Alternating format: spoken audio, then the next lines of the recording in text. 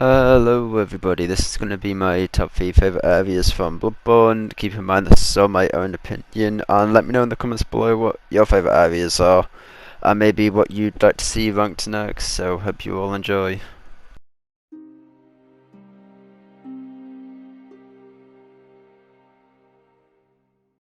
So number 3 for my third favourite area, and I think what a lot of people would already consider their first favourite area, especially if you haven't played the DLC I guess, is Conehouse Castle. And the reason I've said this is first it's a snowy area, and personally snowy areas always look cool in my opinion. They always like stand out worthy more in a way, since you don't see them as often as just like your grassy areas and your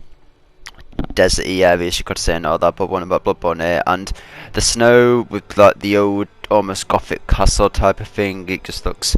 really cool. And then firstly you start on the outside of the area where it has all the blood liquors and that already tells to the story or the lore of how the executions happened ages ago when the executioners came in and killed a bunch of the Canehurst nobles and that's why the blood liquors swimming outside. And then you go to inside and you've got all the noble ghosts and all that, and that's the thing, you don't even have to fight them if you don't like loot anything, so you can just like take it in and it just adds to the atmosphere. And then you go to the upstairs and there's just the gargoyles now which are hiding in the plain sight and that, so you don't even notice at first till they jump out at you. And then you end up in the library spot, and with the library spot it's just it's massive, it has a lot of detail to say. There's a lot going on as well, so you may not notice it all, but it's just crazy how big and how like interconnected it is, to say that it's still technically just like a minor area. And then from there, after you've got the secret ladder and all that, we can call it, you go up to the roof, and there you can just take in a lot of it and just actually how big this castle is, and it's just crazy. And I really just like how just like well interconnected and like developed almost in a way it is. Like FromSoft always do good for most of the areas, ignoring the poison swamps and all that, but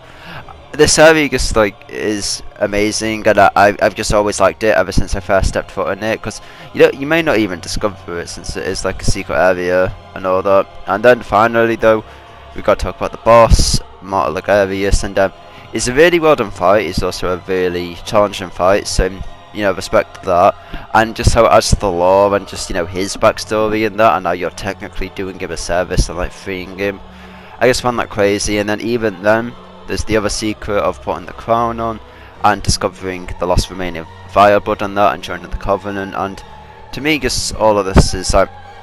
really well done. There was a lot to unpack and do in this area, and no wonder it's like all this well hidden. Like you can find some of it and just not even experience all of it. And even then, you've got the quest lines and all that linked to this area, like Alfred and that, and just overall this was a really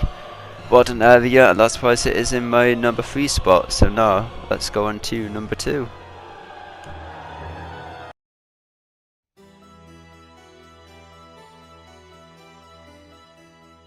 Okay, for number 2, and this would be a bit of a curveball, but I am going to say the research halls is my number 2 spot, and hear me out here. So firstly, the atmosphere of this area I do really like, with obviously the story it tells, but also just how well it does capture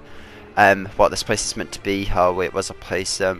useful research, and just things to do with the blood and all that, and how it's actually a really sad area in my opinion. And once you do like learn the entire story of this, and mainly just the DLC, you can never really look at this area in the same way. Of course, you've got how well it interconnects, how the entire area changes when you reach the top, just to pull the lever, and how that completely changes your path from area to area, which you usually will get to quite easily. You got the enemies, which surprisingly put up a decent fight, which I don't think any of us expected,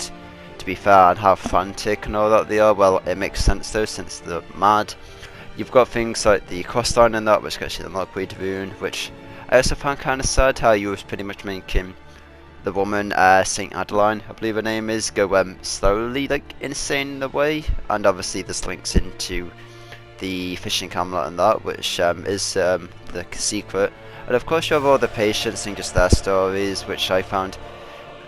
really sad, how firstly they were similar to people we'd heard, which I found kind of disturbing, but just it was also really unsettling and just sad hearing some of these people how they would rather have, you know, death than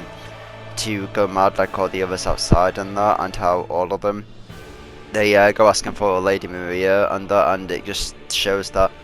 also Lady Maria just wasn't a boss. She was, you know, a like, you know, well developed character, almost backstory, and how she really cared for all these people. And of course you also have the boss at the end of this area, which yes is called the Living Failures and isn't too spectacular, but I really like the arena there and how these sunflowers and all that like connect them and calm them down, and how this also links to Lady Maria's character more. And then just to get past all them, to have to fight Lady Maria, because even then she does want you to see what is making all these go mad, and you know, just all what they're referencing, you know, to do with the water and the dripping and the tapping and that,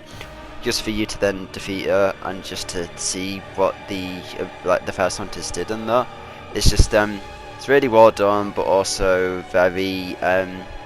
like eye-opening in a way, how you've seen the truth. But now let's go on to number one.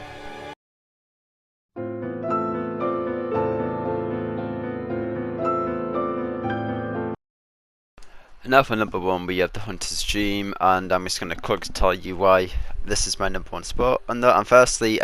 which I haven't touched about in the other areas actually, and I apologise for doing that because all the music in this game is great, but I really love the Hunter's Dream Moonlit Melody music. It's always been by far like my favourite